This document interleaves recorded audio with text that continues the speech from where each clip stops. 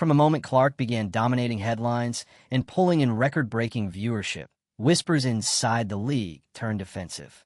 USA Basketball, fearing her massive platform and the media frenzy that follows her, chose to keep her off the Olympic team.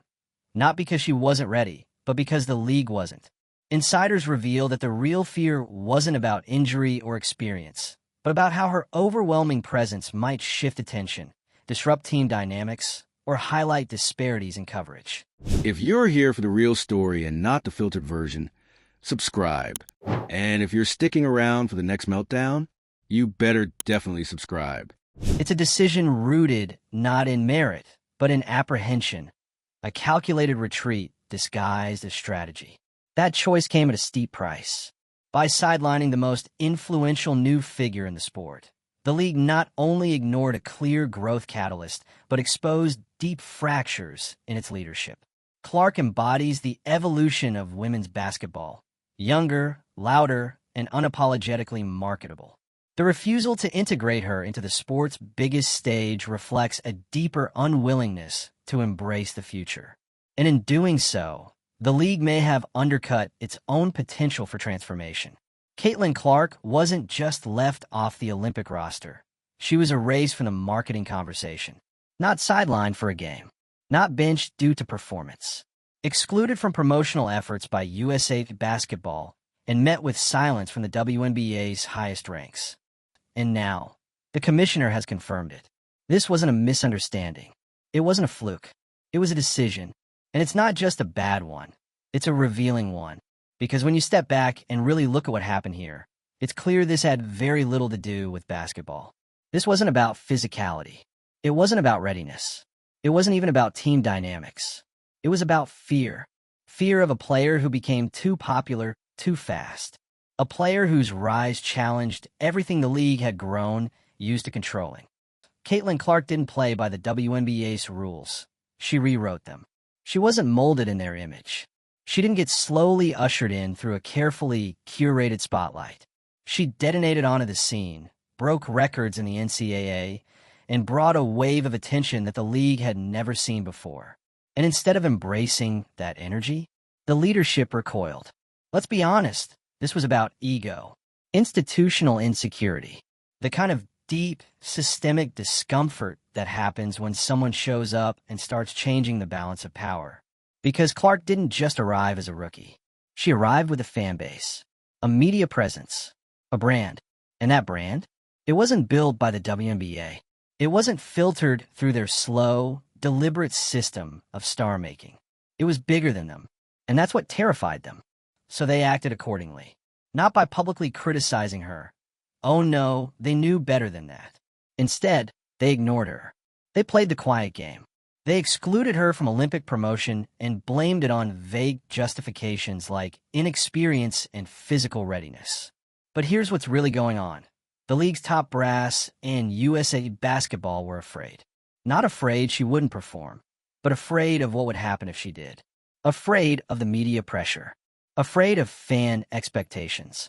Afraid that if she got limited minutes on the national team, it would spark a backlash they couldn't control. So they decided it was easier to just cut her out entirely. That's not strategy. That's self-preservation. And it's happening at the worst possible time.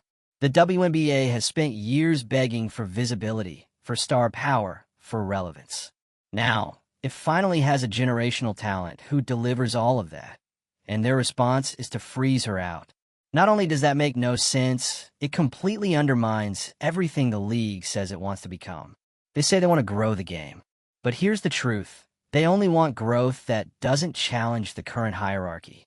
They want headlines, but not if those headlines center a player they didn't choose. They want viral clips, but not if those clips come from someone who hasn't paid her dues. And that's where the hypocrisy really starts to sting.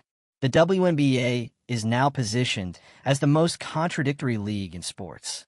Publicly, they celebrate Clark's impact. Privately, they sideline her. They promote the idea of star power and breaking barriers, but when a player actually does it, they retreat.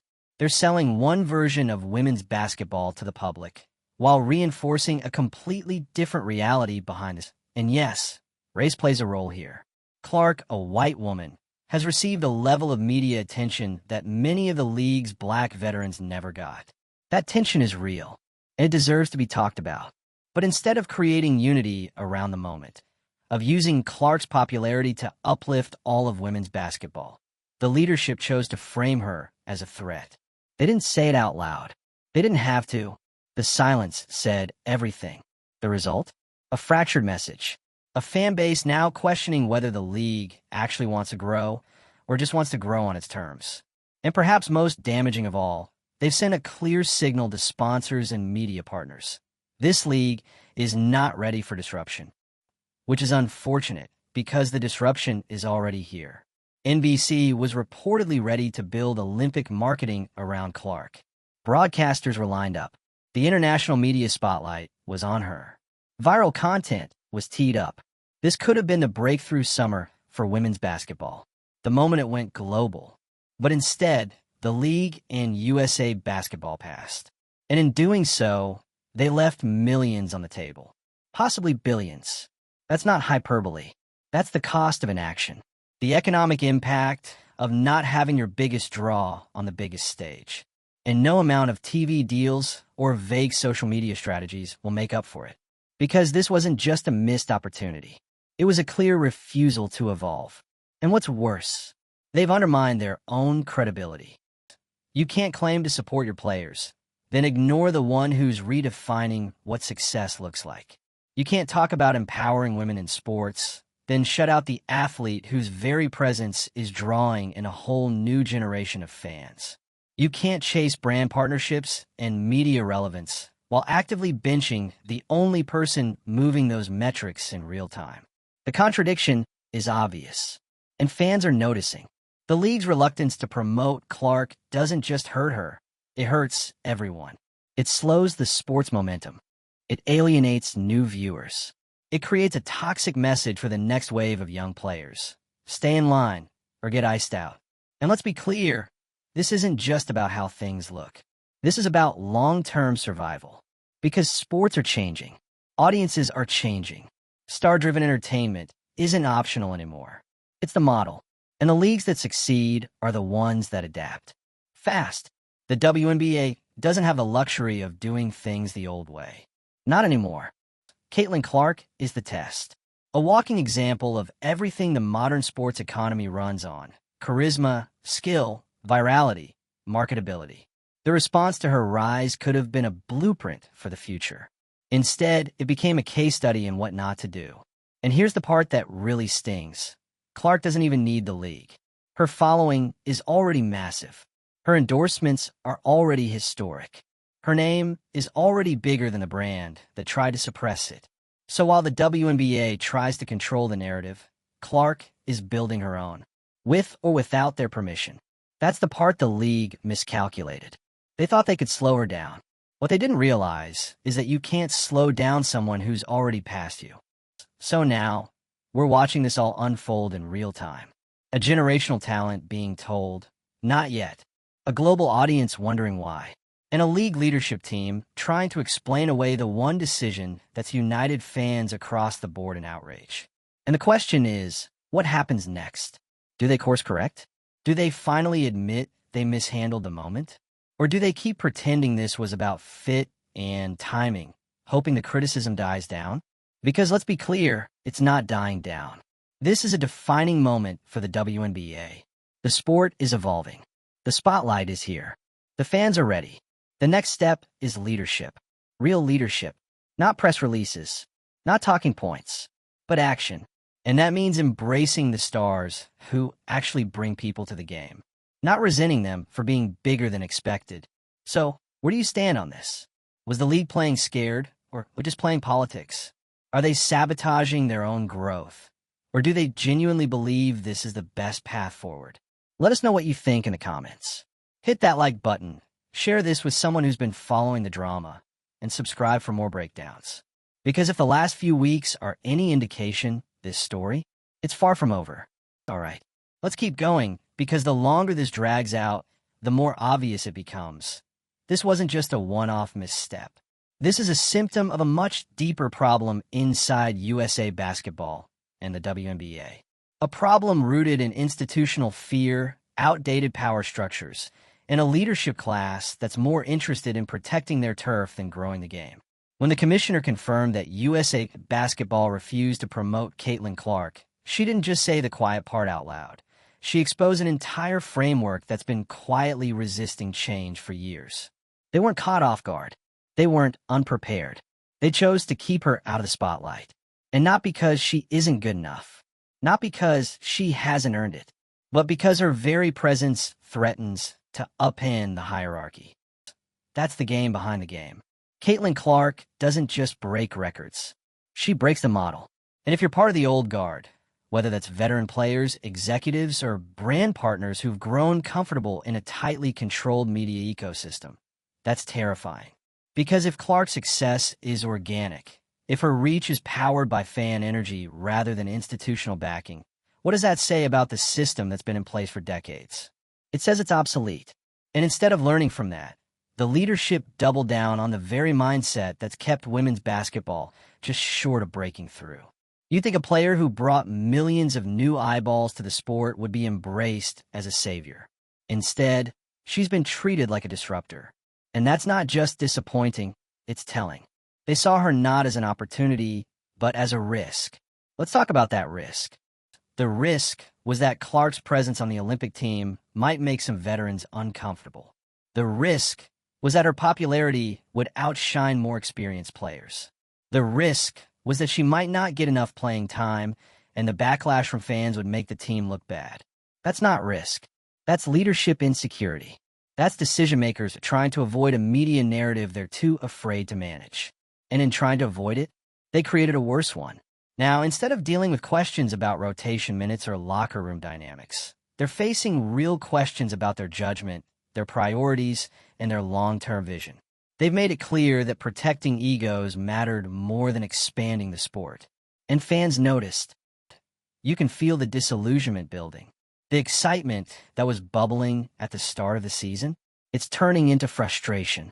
Not because Clark isn't playing well, she is. But because the system she stepped into clearly wasn't ready for her. It wasn't ready for a player who didn't just check all the boxes, but made new ones.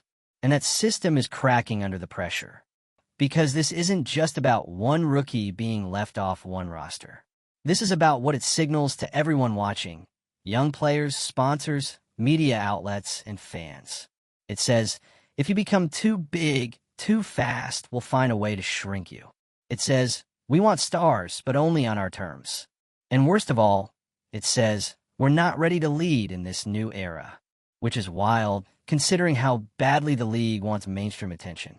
For years, we've heard the calls, support women's sports, give us airtime, put us on the big stage. And now, finally, the spotlight is here. And a response from inside the house. Sabotage. Let's not pretend this is sustainable. The only reason the WNBA is even in the media cycle as much as it is right now is because of Clark. Her debut season alone has created headlines, boosted ratings, and moved merch in ways the league has never experienced. This isn't a hot streak. This is a paradigm shift. But instead of leaning into it, the league has spent the better part of the year trying to water it down. Equalize it. Quiet it. As if somehow it's unfair for one player to shine this brightly. Newsflash, that's how professional sports work. There are stars. There are superstars. And then there are game changers. You don't clip their wings. You build your entire strategy around them. You don't marginalize the very player who could lead your sport into a new economic tier. And yet, here we are. We're watching the WNBA and USA Basketball cling to an outdated idea of balance, of earning it the right way. As if Clark hasn't already earned more than most players do in a lifetime. As if her only path to legitimacy is through some arbitrary, unwritten code of veteran approval. The truth? That mindset is the reason women's basketball hasn't exploded sooner. Because instead of embracing visibility, they've tried to manage it. Instead of supporting new stars, they've asked them to tone it down. Instead of seizing on moments of cultural momentum, they've played it safe. And safe doesn't sell. Let's talk about money for a second. Billions of dollars in potential revenue were tied to this Olympic cycle. Not hypotheticals, Actual, tangible dollars. NBC wanted Clark. International sponsors were circling. Social media was primed. A summer of Clark-led highlights, behind-the-scenes content, and international stardom was right there. And what did the decision-makers do? They flinched. They thought short-term. They chose comfort over creativity. They traded disruption for predictability. And in doing so, they walked away from the biggest financial opportunity the league has ever seen. Now, they're left trying to spin the narrative while the fans are 2 steps ahead. No one believes the excuse anymore. No one's buying that this was about fit. No one thinks this was just about basketball. The commissioner's confirmation only made it more obvious. They're not just leaving Clark out. They're strategically keeping her on the sidelines. But they forgot one thing. You can't erase someone the public has already crowned. Clark has transcended the system. She's not a prospect anymore. She's a product, a media engine, a business opportunity. And every time the league chooses to downplay her, it's a choice to turn down relevance. A choice to ignore the future knocking on the door. This moment is bigger than Clark. It's about every league that's ever said it wanted change, until that change showed up with its own spotlight. So now, the ball's in their court, literally and metaphorically. Will they keep resisting the obvious? Or will they finally pivot toward reality? Because one thing is clear, Caitlin Clark isn't slowing down. And the fans aren't forgetting how this played out. The snub isn't just a headline. It's a scar. One that reminds everyone that when given the chance to rise, the leadership chose to stay small. And let's not sugarcoat it. This is going to haunt the league. Every missed shot, every empty seat that could have been filled by a Clark fan, every media that could have featured a once-in-a-generation athlete representing Team USA on the world stage, all of it will point back to this moment, to this decision, to the silence that followed.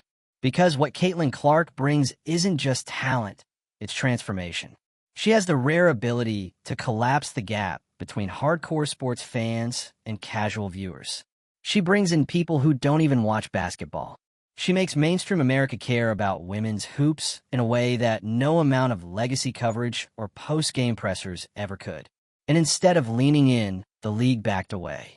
They looked at the brightest spotlight they've ever had and blinked. Now they're scrambling. Try to reframe it, hoping the conversation moves on. But it won't, because this isn't about a snub anymore. It's about credibility, about trust, about the growing gap between what the league says and what it actually does. They say they want to empower women athletes. But when one of those athletes becomes too powerful, they treat her like a liability. They say they want attention, sponsors, viewership. But when one player brings all 3 at once, they treat it like a threat. They say they want to grow the game. But when a new face starts growing it faster than anyone expected, they try to slow her down. That's not leadership. That's damage control disguised as vision. And here's the uncomfortable truth they don't want to admit. If the WNBA doesn't embrace this moment, and Clark's role in it, someone else will. Sponsors don't wait. Broadcasters don't wait. Brands don't wait. They move with the momentum. And right now, Caitlin Clark is the momentum. She's not asking for permission. She's not playing politics. She's just playing. And that alone is turning the industry upside down. But the WNBA? Still stuck in neutral. Still trying to pretend that nothing's wrong. Still making moves that scream, we're not ready. This isn't about disrespecting the veterans.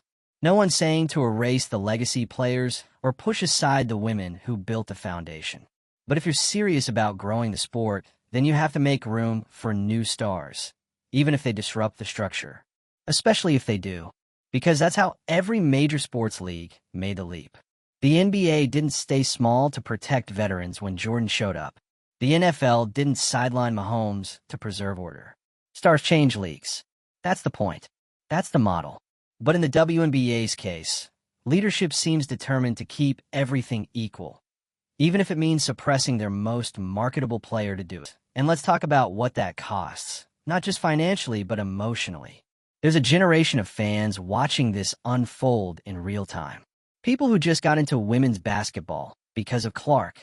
People who bought the jersey, who filled the arenas, who brought their daughters to see her. And now, they're being told, directly or indirectly, that their excitement doesn't align with the league's agenda. That stings. That lingers. That tells people, thanks for your interest, but you're not part of how we want to grow.